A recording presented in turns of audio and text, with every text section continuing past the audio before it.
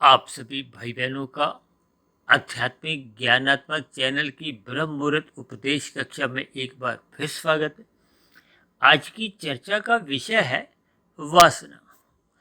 अक्सर वासना शब्द को लोग काम वासना से जोड़ देते हैं, जबकि वासना का जो एक मूलभूत शास्त्रों में अर्थ कहा गया, आपके हमारे जो तीन शरीर हैं, स्थूल शरीर, सूक्ष्म शरीर और कारण शरीर, जब कोई आपकी हमारी जो इच्छा है वो कारण शरीर के स्तर पर एक संस्कार रूप में कारण शरीर में एक बहुत गहरे तल पे पहुंच जाती है।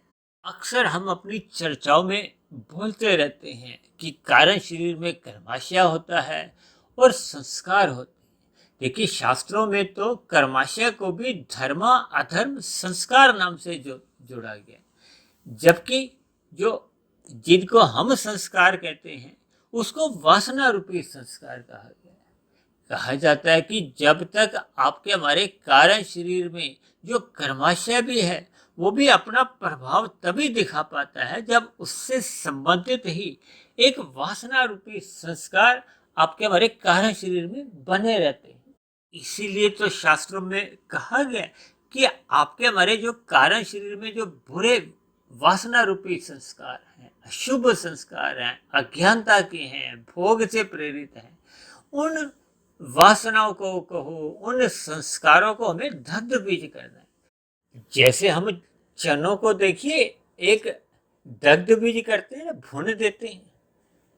उससे पूर्व तो यदि हम उसको पानी में या कहीं में एक रखते हैं तो उसमें अंकुरन आ जाता है, यानी कि उसमें एक वृद्धि होती है।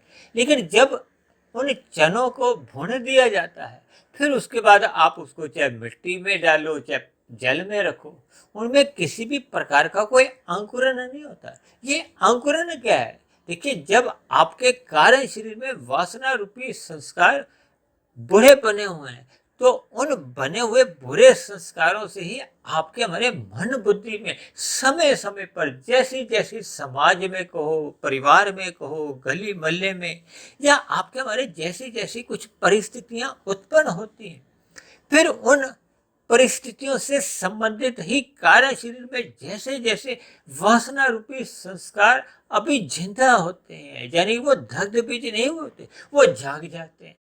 जागने पे ही फिर आपके मन बुद्धि में विभिन्न प्रकार के, देखिए, वो फुर्दे उठते हैं, विचार आते हैं, जिसको शास्त्रों में वृत्ति नाम कहा गया।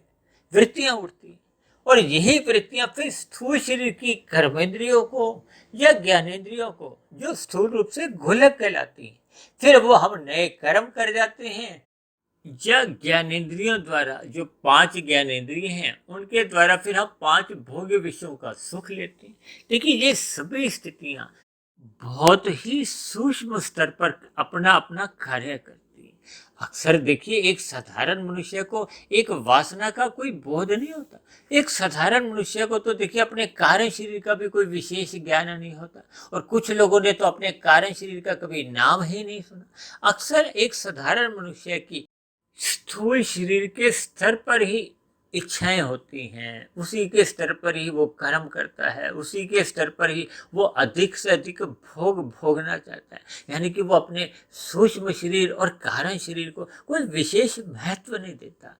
जबकि आपका हमारा जो एक स्थूल शरीर है तो वो तो मात्र एक यंत्र है, उसका अपने आप कोई एक नियंत्रण नहीं है। उसका नियंत्रण किस पे है? मन पे है। देखिए, मन और बुद्धि सूक्ष्म शरीर के हिस्से हैं, और मन और बुद्धि भी देखिए पीछे जो कारण शरीर है, कारण शरीर में जैसे जैसे आपके हमारे पहले के संस्कार बने हुए हैं, उन संस्कारों से ही फिर वो मन बुद्धि नियंत्रित रहते हैं। इसीलिए तो कहा जाता है कि मनुष्य को अपने मिले हुए जीवन में सत्संग करना चाहिए, कुसंग से बचना चाहिए, क्योंकि रजोगुण में जब जब मनुष्य विषय भोगों की इच्छाएं आवश्यकता से अधिक, यानी कि मर्यादा से अधिक बना लेता है, तब ऐसी स्थिति में उसके कार्य शरीर में फिर वो बुरी वासनाएं, अशुभ संस्कार वो बनने लगते हैं। वो बुरे संस्कार को हो, अधूरी वासना ही बार बार 84 लाख प्रकार की जोनियों में जन्म मरण का कारण बनती हैं।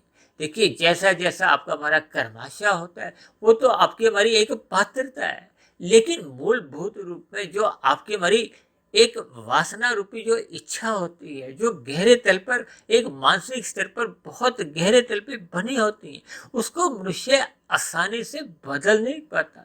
देखिए, शब्दों से हम जितना भी बोल लें कि इन वासनाओं को हमें समाप्त करना है, लेकिन इन वासनाओं को समाप्त करने के लिए तो पूरा मनुष्य जीवन भी छोटा पड़ जाता है।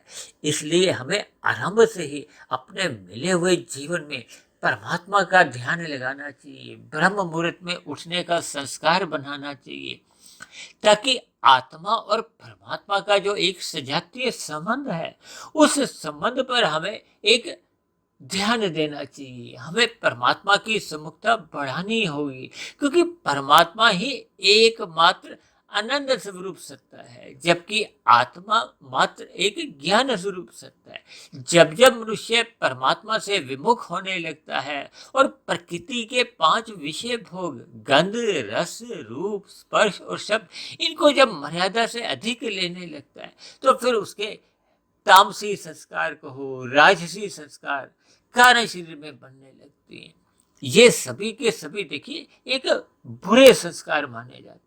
हालांकि देखिए, शास्त्रों में रजोगुण की प्रत्यक्ष रूप से कोई निंदा नहीं है, लेकिन शास्त्रों में कहा गया है कि मनुष्य को रजोगुण की उपेक्षा करनी चाहिए, क्योंकि जब जब हम रजोगुण की एक गहरे तल पर एक प्रशंसा करते हैं, दिलचस्पी लेते हैं, रुचि रखते हैं, तब तब मनुष्य का फिर तमोगुण में गिरने की एक स्थितियां बनने लगती हैं, क्योंकि तमोगुण और रजोगुण पास पास है।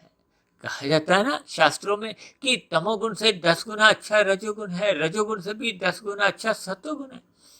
इसको अंकों के आधार पर देखिए, तमोगुण को 1 माना गया है, रजोगुण को 10 और सतोगुण को 100। 1 और 10 में कोई विशेष दूरी नहीं है, जबकि 10 और 100 में एक विशेष दूरी है। इसलिए तो आपके हमारे ऋषियों ने आरंभ से ही कुछ कर्म कांड बनाए, ताकि मनुष्य सत्वगुण में आना जाना आरंभ करे, भले ही लोभ से जाए चाहे भय से जाए, ताकि वो रजोगुण की गलियों में गहरे तल पर उतरे नहीं। गहरे तल पर उतरने से ही मनुष्य का फिर ना चाहते हुए कब तमोगुण में गिरना हो जाता है, कब कितने पाप कर्म होने लगते हैं, मनुष्य को बोध नहीं होता। क्योंकि हम जब जब कर्म करते हैं, उनका कर्माशय बनता है, कर्माशय के साथ साथ ही संस्कार बनते हैं, वही संस्कार ही वासना कहलाते हैं। इन सभी बातों को हमें सकारात्मक रूप से चिंतन करना चाहिए, ताकि मिले हुए जीवन में हम सत्वगुण का अधिक से अधिक संग करें, ताकि आपका हमारा मिला हुआ जीवन सफल हो, सार्थक हो, ताकि आपकी हमारी आध्यात्मिक उन्नति होना आरंभ हो। यदि मनुष्य अपने मिले हुए जीवन में आध्यात्मिक उन्नति की ओर अपनी रुचि नहीं दिखाता, तब ऐसी स्थिति में उसका देखिए रजोगुण या तमोगुण की गलियों में ही उठना बैठना, गिरना उठना, ये बना रहता है। ऐसी स्थितियों में देखिए उसकी अधोगति की संभावनाएं बढ़ने लगती हैं। इसलिए हम सभी भाई बहनों को अपने मिले हुए जीवन का सदुपयोग करते हुए परमात्मा की सम्मुखता बढ़ानी चाहिए, ब्रह्म मुहूर्त में उठने का अपना संस्कार जगाना चाहिए, ताकि दिन में जब रजोगुण की स्थितियां होती हैं, वो रजोगुण की स्थितियों में मनुष्य मर्यादा में रहे। जब जब मनुष्य का रजोगुण मर्यादा में रहता है, तब ऐसी स्थितियों में मनुष्य का तमोगुण में गिरने का प्रश्न ही नहीं होता। तो ऐसी सभी शुभ स्थितियां हम सभी भाई बहनों के जीवन में बने, ताकि हम अपने अशुभ वासना रूपी संस्कारों को जल्द से जल्द दग्ध बीज करें। और ये तभी संभव होता है जब मनुष्य सत्संग करता है। तो ऐसी सभी सत्संग रूपी शुभ स्थितियां हम सभी भाई बहनों के जीवन में भी बने। इन्हीं शुभ कामनाओं के साथ आज की चर्चा विशेष को यही विश्राम देते हैं। शाम को फिर मिलते हैं संध्या बेला ज्ञान कक्षा में। तब तक आप अपने आध्यात्मिक मित्र सुधीर भाटिया फकीर को इजाजत दें। आप सभी भाई बहनों की सात्विक दिनचर्या बनी रहे, इन सभी बातों के लिए आपको बहुत बहुत शुभकामनाएं।